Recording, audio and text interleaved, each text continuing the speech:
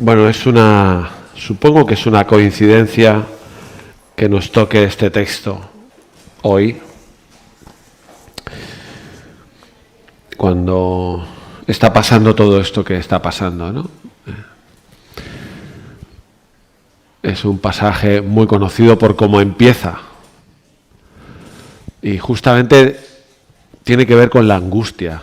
No sé si en estos días crees que hay gente que está sufriendo angustia o incluso miedo, ¿no? Al menos las imágenes esas que vemos en la televisión, ¿no? Y lo que te puedes imaginar, porque creo que la imaginación también ayuda a pensar en lo que puede estar pasando, en lo que la gente está sufriendo. Así que venimos de una pandemia que ya nos angustió y ahora estamos en una guerra y está muriendo gente. Y ayer había un programa y hablaban de una bomba que le quitó las 2 piernas a un niño y estaban operándolo. O sea, es tremendo. Yo casi que preferimos a veces apagar la tele y no saber, mirar para otro lado, ¿no? Porque si te pones a pensar, genera angustia. No sé si es una sensación que todos aquí hemos pasado o estamos pasando o hemos pasado alguna vez. Miedo, sí. Miedo, ¿no? Claro, este texto de hoy empieza con unas palabras que precisamente dice Jesús: no se turbe vuestro corazón. No os angustiéis. Y en el versículo 27 del mismo texto dice lo mismo, pero añade otra cosa, dice: no se turbe vuestro corazón ni tenga miedo. El versículo 27 del capítulo 14. Ni tenga miedo. Así que las palabras con las que Jesús empieza y continúa este texto tienen que ver con la angustia, tienen que ver con el miedo. Y en el caso del momento que Jesús vivía, tiene que ver con el miedo de los discípulos y la angustia de sus amigos, los apóstoles. ¿Por qué? No sabéis por qué, ¿no? Porque Jesús ya había anunciado, ya hacía semanas, que él tenía que morir, que lo iban a coger en Jerusalén, que lo iban a prender, que iba a morir. Y de hecho, en el capítulo anterior que visteis la semana pasada, en el Juan 13:33, él dice unas palabras como misteriosas. Dice: a donde yo voy, vosotros no me podéis seguir, ¿no? Él ya estaba hablando de que se iba. Él ya estaba hablando de que moría. Y encima en el capítulo 13 anunció la traición de Judas. O sea, Judas. Esa palabra suena mala, ¿que sí? Judas.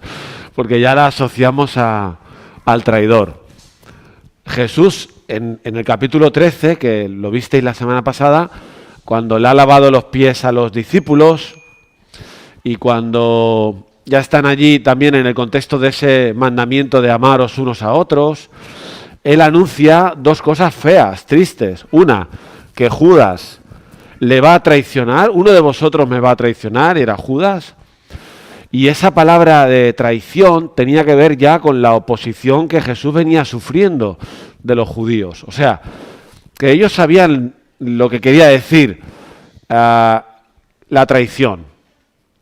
Que alguien iba a traicionar a Jesús significa que lo iba a entregar de alguna manera a la ira de los sacerdotes o los fariseos, que eran los que ya llevaban tiempo intentando coger a Jesús y prenderlo, ¿no? Pero es que no solo eso, anuncia no traición, pero sí la negación de Pedro. Pedro era el líder, ¿no? Entonces, es un contexto muy feo. O sea, el que están allí, nosotros nos imaginamos la escena bonita porque habían cenado en la Pascua, eso sí que fue bonito, pero hay un montón de cosas ahí, como diferentes factores, en los que era normal pensar que los discípulos pues se empezaban a angustiar. O sea, uno va a traicionar, el otro va a fracasar. Pedro, encima el líder el que por carácter era líder del grupo. Jesús, que dice en el versículo 33, yo me voy y donde me voy vosotros no podéis venir. Pues todo eso está ahí en la cabeza, ¿no? Claro, era gente que llevaban, ¿cuántos años llevaban con Jesús? 3 años llevaban. Caminando con él, escuchando sus enseñanzas, lo habían dejado todo por seguir a Jesús. Algunos habían dejado su profesión, eran pescadores, dejaron de serlo para seguir a Jesús. Habían visto los milagros de Jesús, el poder de Jesús. Claro, y ahora estamos aquí acercándonos en esa noche oscura a un momento terrible en el que se va a apagar la luz de la habitación. O sea, en el que Jesús va a ser detenido, va a morir. Ellos van a ver a su maestro crucificado y muerto. Es el Todopoderoso, el que tenía palabras que... Claro, se entiende, ¿no? Entonces lo de la angustia y el miedo, se entiende. O sea, igual no sabían exactamente el detalle de todas las cosas que iban a pasar, pero sí que ya había ahí, por dentro ellos tenían miedo. ¿Qué vamos a hacer ahora sin Jesús? ¿No? ¿Qué pasará cuando lo vean crucificado, si era aquel a quien habían seguido? ¿Qué tenían que hacer en ese momento entonces? ¿A qué se iban a dedicar? ¿Iban a volver al oficio? O sea que es toda una escena muy dramática, muy difícil, muy angustiante, que provoca miedo.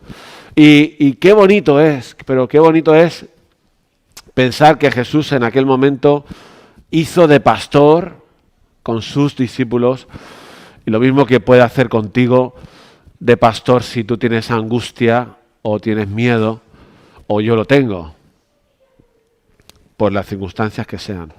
Me parece que lo que Jesús dice ahora, a partir de ahora, se puede aplicar a un montón de situaciones diferentes, todas ellas relacionadas con la angustia o con el miedo. Me encanta, pues, el modelo de Jesús, ¿no? Así empieza nuestro texto, Juan 14, no sé si lo vamos a proyectar, o lo podéis buscar en vuestras Biblias, o en el móvil, o en donde sea, pero empieza así: no se turbe vuestro corazón, no se turbe vuestro corazón. ¿Qué significa eso? Como hemos dicho en el versículo 27, si tenéis el texto, en el versículo 27, que es un pelín más adelante, allí dice aquella frase tan famosa de la paz os dejo, mi paz os doy, yo no os la doy como el mundo la da, y se repiten las palabras, no se turbe, no se angustie vuestro corazón, ni tenga miedo. ¿Qué significa estas palabras así de entrada? Que Jesús... ¿No os viene a la mente otro momento en el que Jesús utiliza una frase parecida? No os afanéis por vuestra vida, qué comeréis, qué beberéis, ni por vuestro cuerpo, qué vestiréis. ¿Os suenan esas palabras? Esas palabras dichas en el contexto del Sermón del Monte, ¿no? A gente que no lo estaba pasando bien tampoco económicamente. O sea, que podríamos decir, hombre, que fácil es decirle a la gente no te preocupes. Pero Jesús tiene interés en decirte que no te preocupes. Fíjate cómo lo dice en aquel entonces y aquí en el texto que nos toca hoy. Él tiene interés en decirte a ti y a mí, no se turbe tu corazón, no te angusties. No te preocupes en exceso, no tengas miedo. Podríamos decirle a Jesús, qué fácil es decirlo. Como cuando hoy en día alguien quizás está sufriendo por algo, tiene miedo de algo, del futuro, si tendré trabajo, si no, dice, no te preocupes. Y el otro te dirá, ¿cómo no me voy a preocupar? Si no está solucionado. Bueno, pero Jesús tiene esas palabras. Hoy, si puede ser, escucha estas palabras.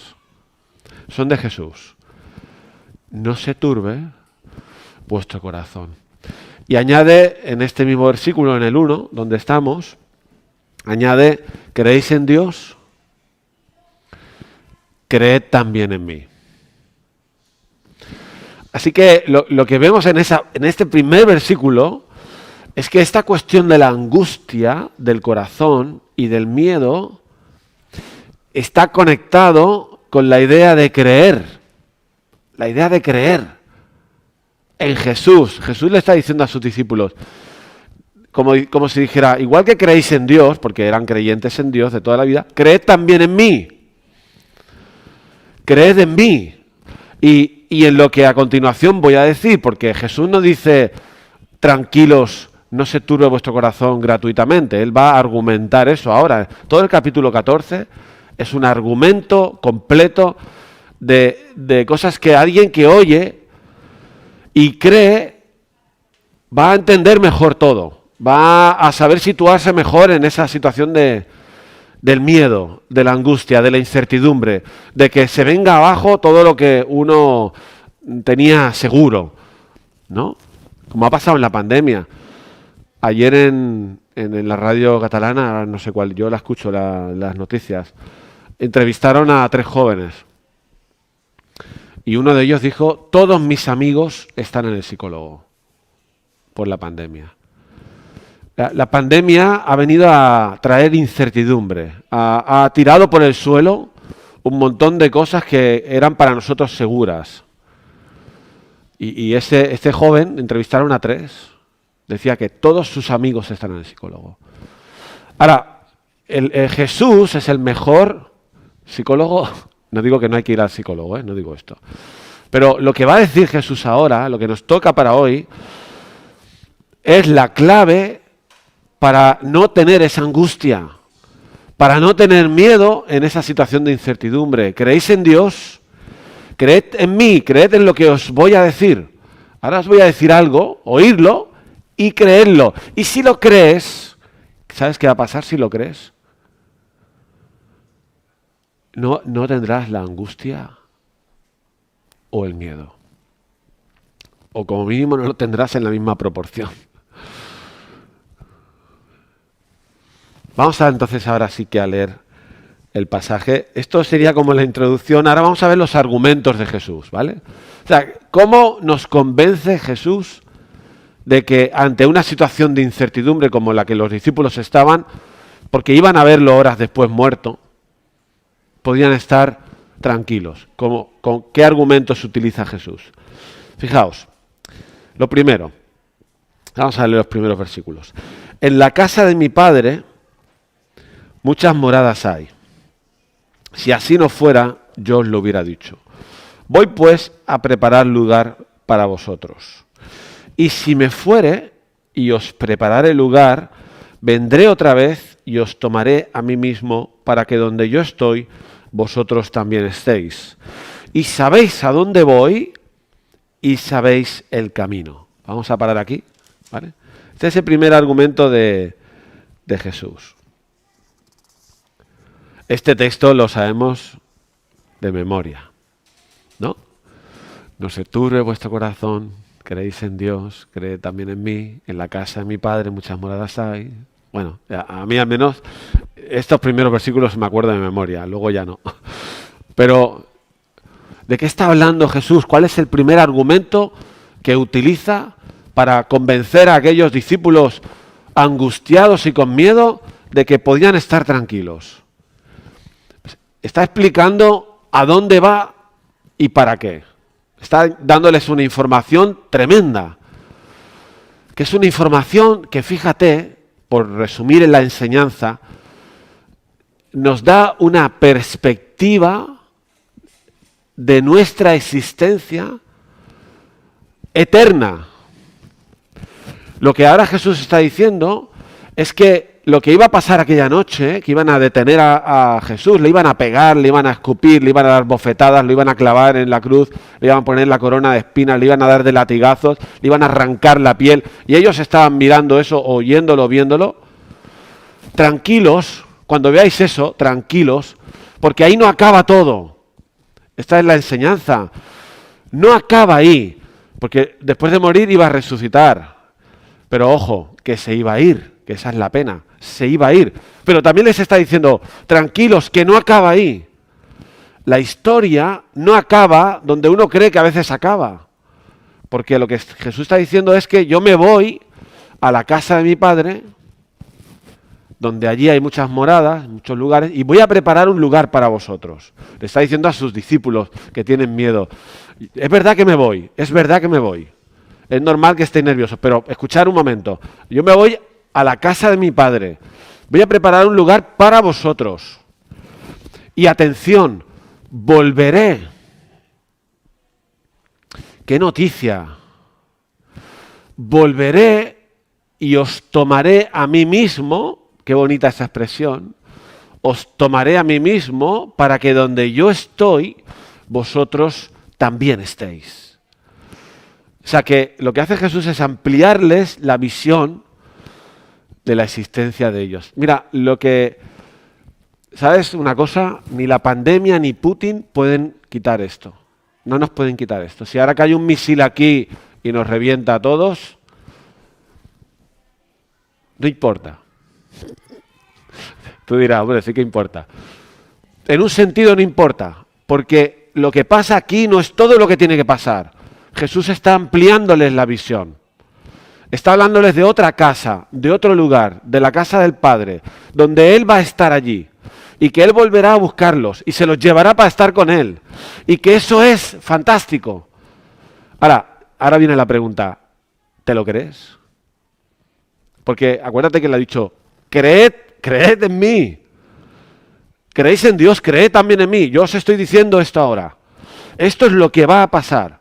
Tu vida no es lo que te pasa en este momento, aquí en la tierra. ¿Se entiende? Nuestra existencia es eterna, con Jesús, al lado de Jesús. Y esa es la esperanza del cristiano. Y cuando uno tiene esperanza, es diferente la angustia y el miedo. O no lo tiene, o como mínimo lo encaja o lo analiza o lo interpreta de otra manera. El otro día hablando con uno de los rumanos de nuestra iglesia, un poco bruto, le digo, ostras, estamos en el culto de oración y por Zoom. Y entonces yo transmití un poco la angustia del Putin este. Y dice, no pasa nada. No pasa nada. Me dice el rumano. Cristo tiene que volver. Y va a volver y nuestra vida será con Él. Y digo, jolín, qué fácil, tío. Así de fácil es. Él lo cree. Nosotros estamos tan arraigados a la vida aquí, a nuestros sueños aquí, a lo que aquí vamos a conseguir, si trabajaré, si no trabajaré, si me casaré, no me casaré, si me moriré, no me moriré, si tengo dinero, no lo tengo, que todo eso del cielo que Jesús les está diciendo nos queda como un poco lejos. Es que ni pensamos en esto. Nosotros no solemos pensar en esto. Solemos hablar de nuestros planes inmediatos, de nuestra existencia aquí presente, de la angustia de todo esto que nos conmueve, como si no hubiera todo lo otro, que es una realidad que Jesús está intentando decirle a sus discípulos. Y empieza por aquí Jesús. ¿Es interesante o no? Que empieza por esta enseñanza. Esta enseñanza de que Él se va, pero volverá y estaremos con Él para siempre. ¿Os acordáis cuando le dice al ladrón en la cruz que se había arrepentido? El ladrón le dice, acuérdate de mí cuando vengas, guárdame un huequito. Y él le dice, de cierto te digo que hoy estarás conmigo en el paraíso. Probablemente el ladrón o el delincuente o lo que fuera no estaba pensando en estar con Jesús, sino en tener un rinconcito en el cielo, ¿no? Qué bonito que Jesús le dice, estarás conmigo, estarás conmigo. Y cuando Pablo está en la cárcel y sabe que va a morir, y se debate entre la vida y la muerte, entre quedarse y no quedarse, dice, prefiero partir para estar con Cristo, lo cual es mucho mejor. No hay demasiados versículos así en el Nuevo Testamento, pero hay estos dos. Pablo dice, prefiero partir, irme, morir, para estar con Cristo en su presencia. Quizá a nosotros nos falta un poco ese anhelo, o alimentar más la realidad de que nuestra existencia es todo eso que nos espera y no lo que hay aquí. De hecho, fijaos que Jesús se enfada un poquito con sus discípulos. En el capítulo 16 ya ha avanzado en el discurso y les dice, 16 no, perdón, me he equivocado. En este mismo capítulo. Sí, 14. En el capítulo 14, versículo 28, cuando ya casi que les ha dicho todos sus argumentos para que estén tranquilos, ¿sabes qué les dice? Les mete bronca. Es la única bronca que les mete aquí. Les dice, habéis oído que yo os he dicho, voy, ¿no? Porque me voy a casa del Padre, y que vengo, porque volveré. Y ahora fíjate lo que les dice. Este texto a mí me cambió completamente cuando murió una abuelita la abuela de los Vanegas, la señora Carmen, no sé si algunos la recordáis. Yo estaba en Suiza con Chevy y Yanif y Nieves, y allí nos llamaron por teléfono que había fallecido la señora Carmen. Pero yo estaba leyendo esto. Fíjate lo que dice aquí. Dice Jesús a los discípulos, si me amarais, Jesús dice, si me amarais, os habríais regocijado porque he dicho que voy al Padre. O sea, la única reacción de los discípulos era de pena, tristeza, porque nos quitan al Maestro, se nos va el Maestro. Claro, Jesús está diciendo, si me amarais a mí y no pensarais solo en vosotros, os habríais alegrado, os habríais regocijado porque os he dicho que me voy con el Padre, a la casa del Padre, me voy con papá. Y dice, y el Padre mayor es que yo, porque el Padre mayor es que yo. Como diciendo, si es lo mejor que me puede pasar, que yo me vaya de este mundo al Padre, y vosotros ni siquiera habéis pensado en que me voy con Él, pues para que os alegréis. A mí me pasó con la señora Carmen. Estando allí en Suiza, que igual hubiera tenido otra reacción distinta, dije, qué bien, está con el Padre. Normalmente si alguien se muere, uno no dice eso rápidamente, lo dice después de un rato.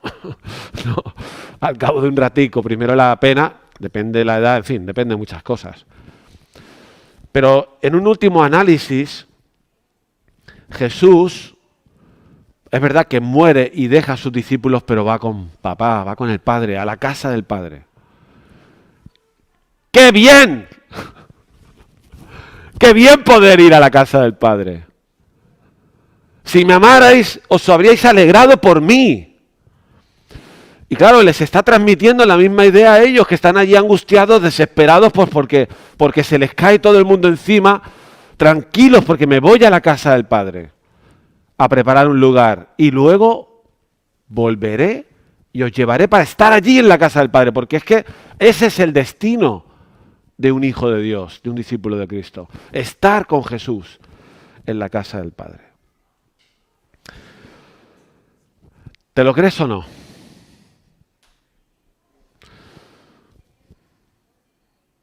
¿Sí o no? Pues entonces no tienes miedo. Se te ha quitado. Esto hay que alimentarlo, hay que escucharlo muchas veces. Dice la Biblia que la fe viene por oír la palabra, ¿no? La confianza se alimenta. Si solo vemos la tele y no miramos la palabra, nos gana la angustia, el miedo, la incertidumbre, Putin, las bombas y todo. Hemos de estar alimentando continuamente para conocer la verdad de Dios, lo que es la verdad de nuestra propia existencia. Mirad, en ese versículo 27, esto le toca a quien le toque el domingo que viene, ¿eh? Pero yo me voy a colar aquí un momento. Es que no puedo evitarlo.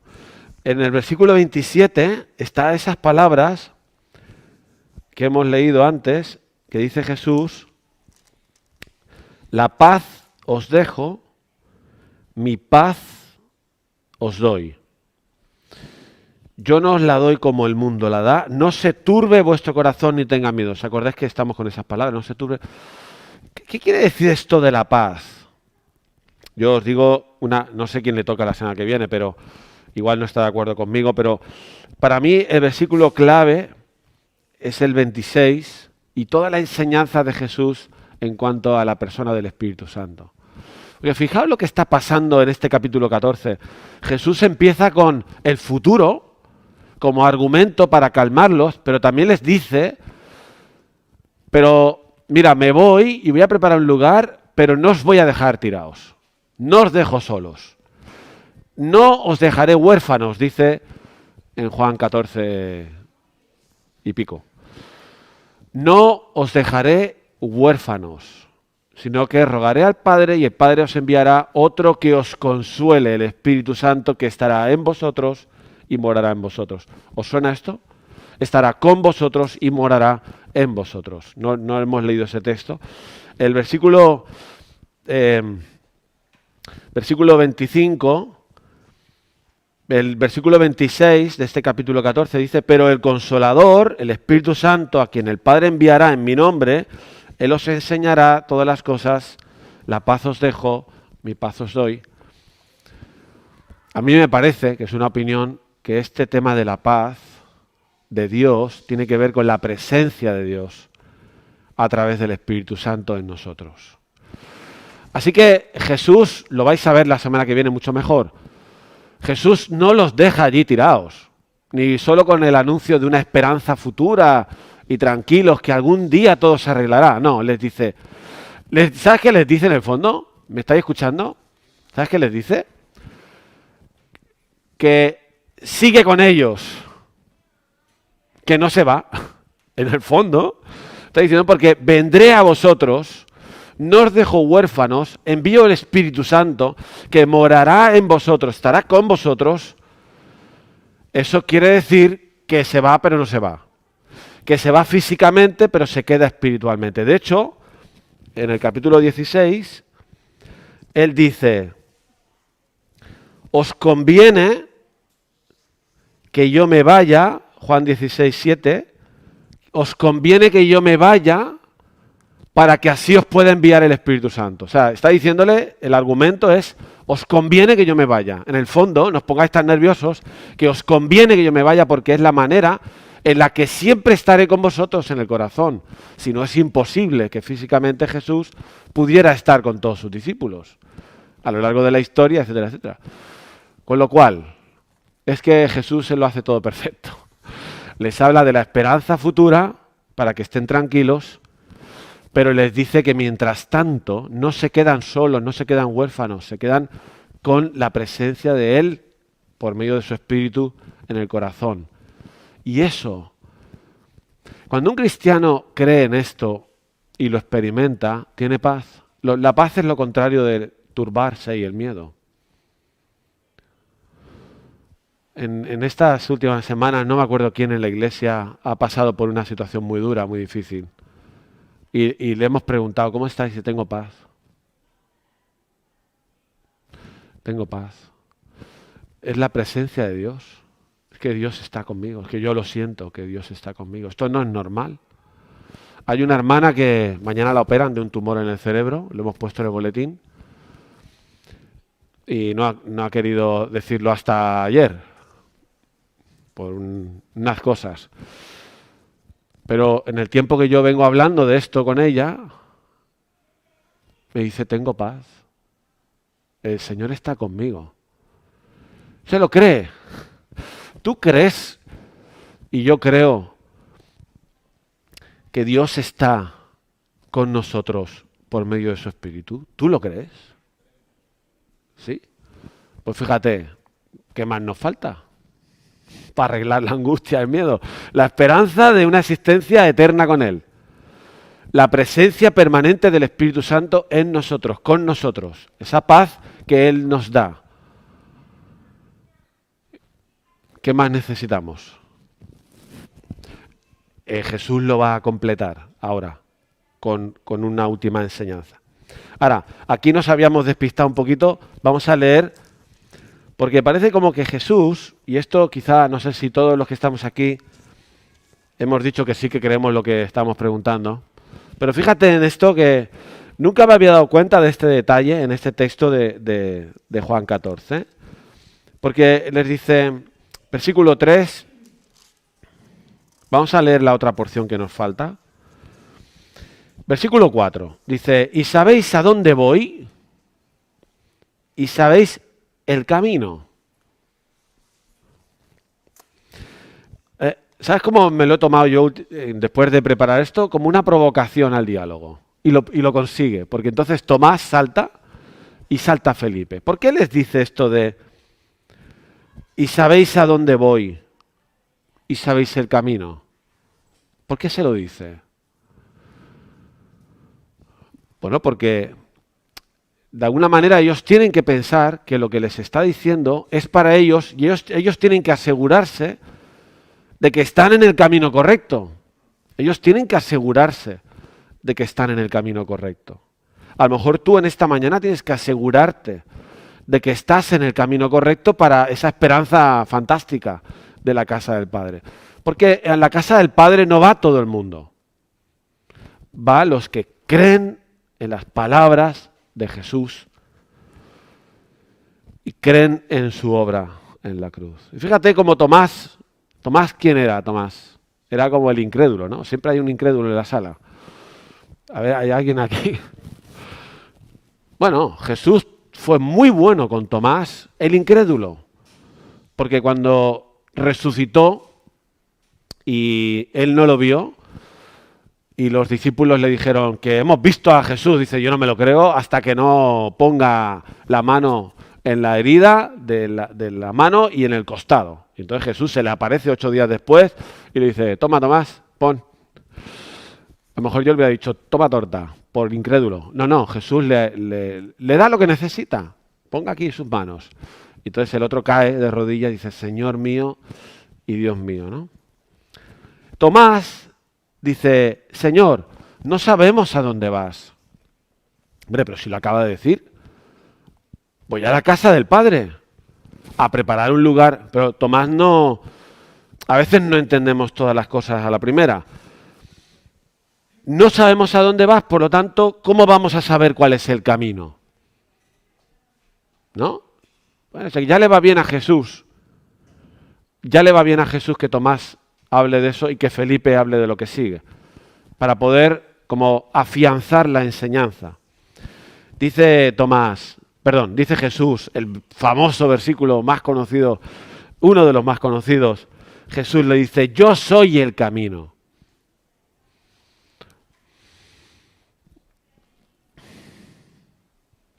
Tomás dice, si no sabemos a dónde vas, ¿cómo sabemos el camino? Y Jesús le dice, yo soy el camino para ir al Padre. El a dónde voy es el Padre. El camino soy yo. Tomás igual no lo había entendido, pero ahora quizás sí. Felipe luego demuestra que no, porque somos así.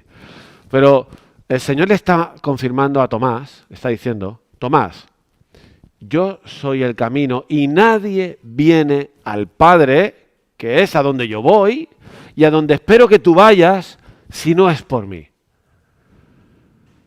Nadie va al Padre si no es por mí, si no pasa por el camino, ¿no? Hay un destino y un camino para llegar al destino. Es Jesús el camino. Yo soy el camino. No hay otro camino. No es la iglesia evangélica el camino, ni otras iglesias, ni otras religiones. El único camino es Jesús, Jesucristo. Nadie, es contundente, ¿verdad, Jesús, con este versículo? Estas palabras, nadie viene al Padre si no es a través de mí. Nadie. Por eso toma fuerza esa primera expresión de Jesús. ¿Creéis en Dios? Creed en mí. Creed en mí.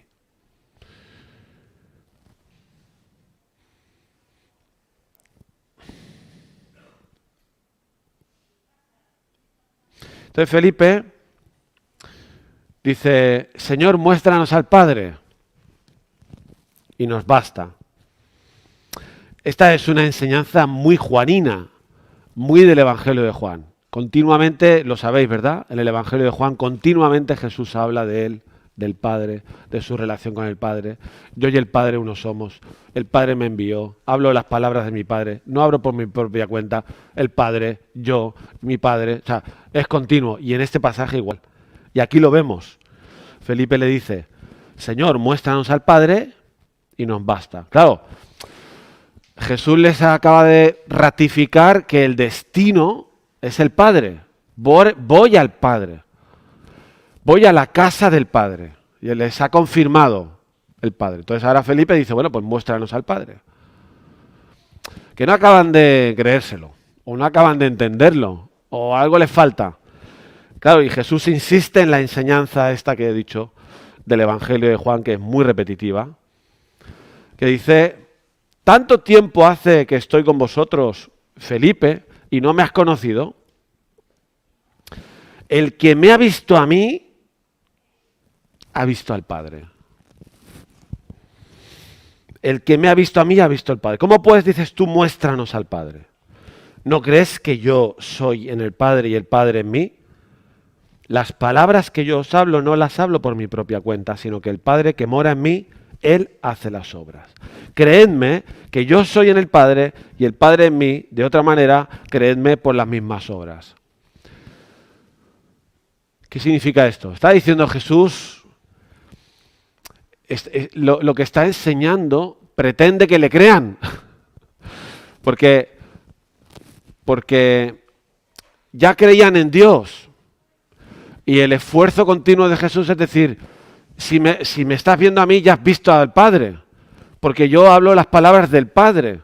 O sea, lo que os estoy diciendo lo podéis creer, porque viene del Padre. Estamos unidos, estamos fusionados. Somos la misma cosa, entender las diferencias. Somos lo mismo. Por eso Felipe y Tomás y todos tenían que entender que estaban delante del único que nos lleva de verdad al Padre. Jesús es el camino. Él es la verdad, Él es la vida y no hay otro. Y en esta mañana esa enseñanza también es para los que estamos aquí. Nadie viene al Padre si no es a través de Jesús. Entonces la pregunta es si tú crees en Jesús de verdad. Y si yo creo de verdad. ¿Creéis en Dios? Creed también en mí. Piénsalo por un momento. Y lo vas a notar el creer en este contexto que estamos hablando, porque no tienes la angustia ni el miedo del que mira su existencia y su vida como puramente material y terrenal, por toda la enseñanza que hemos estado viendo hasta ahora. ¿Te lo crees que Jesús está preparando un lugar para ti y que va a venir a por ti? ¿Tú te lo crees y que si te mueres hoy te vas con Él? ¿Tú te crees que además el Espíritu Santo está con nosotros, que Dios está conmigo? ¿Lo crees? Esas son las palabras de Jesús para sus discípulos. Y se quiere asegurar de que conocen el camino. Ojalá esta mañana cada uno pueda estar seguro de eso. Todos los que estamos aquí, ¿no? A muchos no os conozco ya, porque ya algunos sois personas que habéis venido hace más poco, ¿no? Ojalá todo el mundo que está aquí sepa que ha escogido el camino, has escogido el camino que lleva al Padre. ¿Os acordáis de que a mí me tocó predicar de los dos caminos? La puerta estrecha, la puerta ancha. Si tú no has escogido el camino, que es Jesús, aún estás en el camino ancho por el que va todo el mundo y va a la perdición. Tienes que saltar de ahí para ir al camino estrecho. Hoy tienes esa oportunidad de saltar. Lo último que quisiera compartir es tremendo. Es tremendo. Que Jesús, toda la enseñanza del aposento alto es tremenda y por eso la estáis tratando, ¿no? Porque es impresionante. Claro, ahora tú imagínate que ellos están allí nerviosos y tal, y porque ¿quién hacía los milagros principalmente cuando estaba Jesús? Jesús. Sanó enfermos, curó cojos, resucitó muertos. ¿Quién hablaba más? ¿Quién enseñaba? Es verdad que les dio un par de misiones, la misión de los 70 y la misión de, ahora no me acuerdo cuántos, que fueron ahí y también hicieron milagros y ¡hola! Venían contentísimos, ¿no? Porque habían como probado el poder divino. Pero realmente ellos tenían una dependencia del Jesús físico muy importante y ahora está diciendo que se va. Está diciendo que se va. Entonces, ¿ahora qué vamos a hacer? Fíjate lo que dice el texto, lo último ya que nos queda para ver hoy. Versículo 12. Ahí hay una conexión con el texto anterior porque dice, creedme que yo soy en el Padre y el Padre en mí. De otra manera, o sea, si no os lo creéis, creedme por las mismas obras, o sea, por las obras que hago. Si no me creéis, si no creéis en mí por lo que digo, creed en mí por lo que hago, pues todos los milagros, etcétera, etcétera.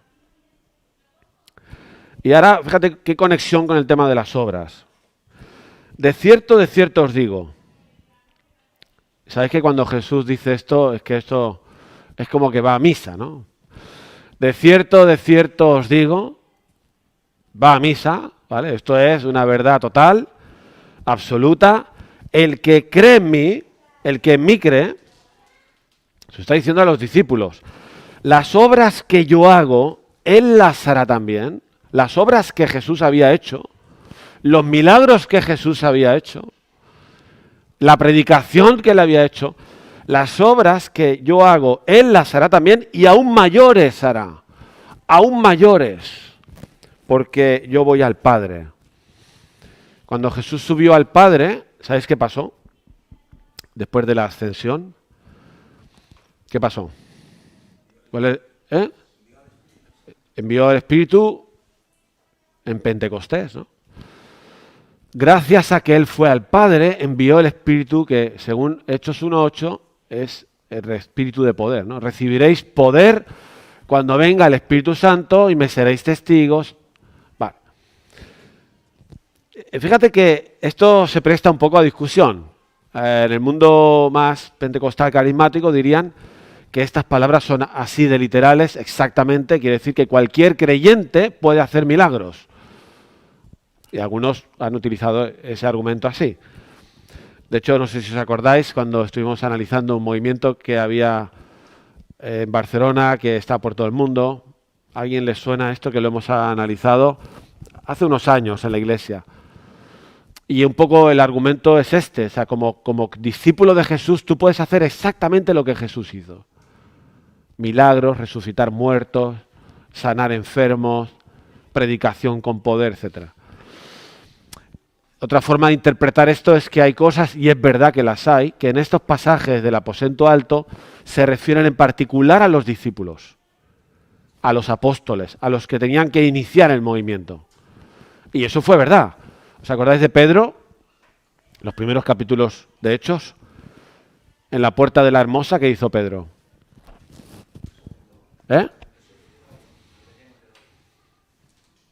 Curó a un cojo. Curó a un cojo. ¿Eso era lo que Jesús hacía? Sí, y Pedro lo hizo. Curó a un cojo. Por lo tanto, se cumple. El que cree en mí, las obras que yo hago, él las hará también. Y Pedro curó también a un cojo y hizo más milagros. Los apóstoles hicieron milagros. Y el libro de los Hechos dicen que la gente le llevaban a los apóstoles a enfermos y los apóstoles los curaban. ¿Sí? No se habla en el libro de los Hechos de otros que no fueran apóstoles que hicieran esos milagros. Solamente de Felipe, el evangelista.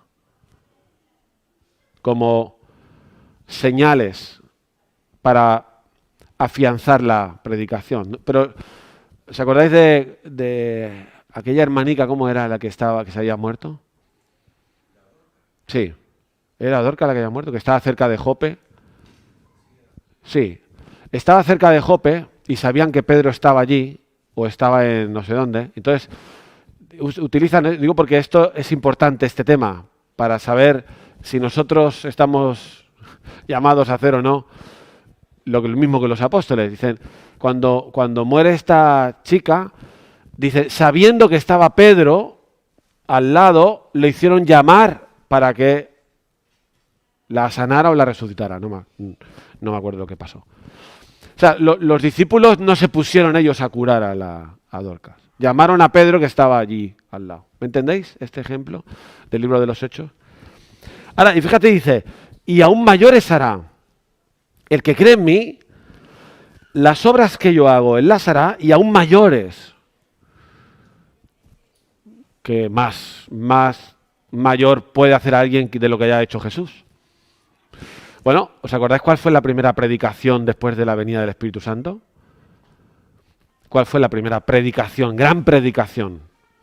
Grandísima de Pedro. ¿Cuánta gente se convirtió en la predicación de Pedro? 3.000 personas. ¿Había pasado eso con Jesús?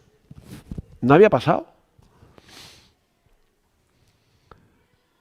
Entonces se cumple lo que dice y se lo dice a sus discípulos, porque les está diciendo, yo me voy y las obras que yo he hecho las tenéis que hacer vosotros ahora, ¿vale? Y que dejaros de tanta incertidumbre y miedo y angustia y turbación y poneros las pilas y hacer lo que tenéis que hacer, ¿vale? O sea que hay tres cosas aquí interesantes. La enseñanza sobre el futuro, que nuestra vida es una vida eterna con Jesús, pase lo que pase aquí, no importa lo que pase aquí, eso lo vamos a tener. Segundo lugar, que nos garantiza la presencia, su presencia en nosotros. Dios está con nosotros. Y en tercer lugar, nos ha dado la faena que él hacía. Él se va, deja de hacer sus obras, en un sentido, y nos pone a nosotros la capacidad de hacer esas mismas obras. ¿Sí o no? ¿Cuántos lo creen esto? Hay quien va a levantar la mano, porque si levantas la mano has de currar. Jesús está diciendo que las obras que él hacía y que ahora no hará en un sentido porque se va, las tienen que hacer ellos. Y dice, el que en mí cree no es solo para que esté contento porque tiene una casa en el cielo. No es solo que está feliz porque el Espíritu Santo está con él. El que en mí cree, las obras que yo hago, él las tiene que hacer también, incluso mayores. Y fíjate luego la herramienta poderosa de la oración, versículo 13. Y todo lo que pidierais al Padre en mi nombre, lo haré. Está conectado con lo de las obras, esto. Todo lo que pidierais al Padre en mi nombre, lo haré para que el Padre sea glorificado en el Hijo. Si algo pidierais en mi nombre, yo lo haré. Y ahí acaba nuestro texto. Esto es una enseñanza, sabéis que en Juan se va repitiendo. Cuando os toque la semana que viene, va a repetir ideas y así. Y esta es una de las ideas que se repiten.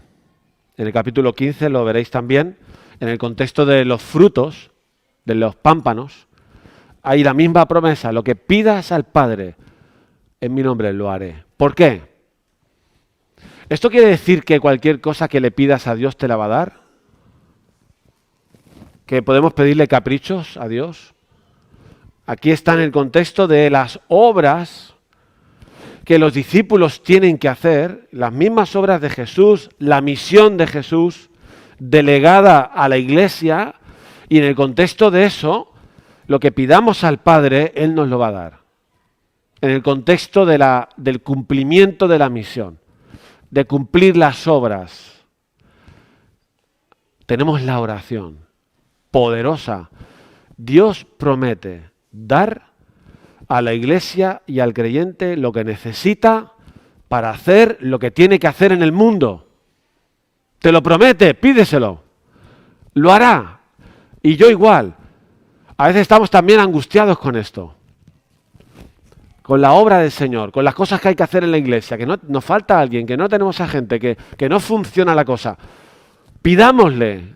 A mí me cuesta eso, a mi mujer no le cuesta tanto orar, pero aquí lo que está diciendo el Señor Jesús es, y todo lo que pidierais al Padre, o sea, es una frase para animarnos a la oración. Todo lo que pidierais al Padre en mi nombre, lo haré. ¿Para qué nos dice esto? ¿Para qué dice esto Jesús? ¿Para que pidas o no pidas? Para que pidamos. ¿En relación a qué? A la misión que tenemos, que oremos por el papel que cada uno tiene que hacer en la misión de Dios aquí en la tierra. Así que aquí acabamos. La semana que viene vais a completar todos los argumentos que Jesús utiliza y que son los que le dan sentido a la primera frase. No se turbe vuestro corazón. No se turbe vuestro corazón. No os angustiéis porque las cosas pueden tambalearse, porque a lo mejor me veis muerto, porque me voy y os quedáis solos. No os angustiéis porque, mira, aquí tenéis todo lo que tiene que... O sea, es como si Jesús les dijera todo lo importante que necesitas realmente, te lo voy a explicar ahora. Tu esperanza, la presencia de Dios, tu misión, la oración. Eso es lo que necesitamos para estar tranquilos. Si nuestra vida no está enfocada ni en la casa del Padre, ni en la presencia de Dios, ni en hacer las obras que Él espera que hagamos, todo esto no tiene ningún sentido. Me refiero en cuanto a la oración. Pero si estamos enfocados, entonces la oración esta que Jesús nos anima a hacer tiene sentido. Y con la promesa de que Él nos va a conceder lo que le pidamos. Nos lo va a conceder.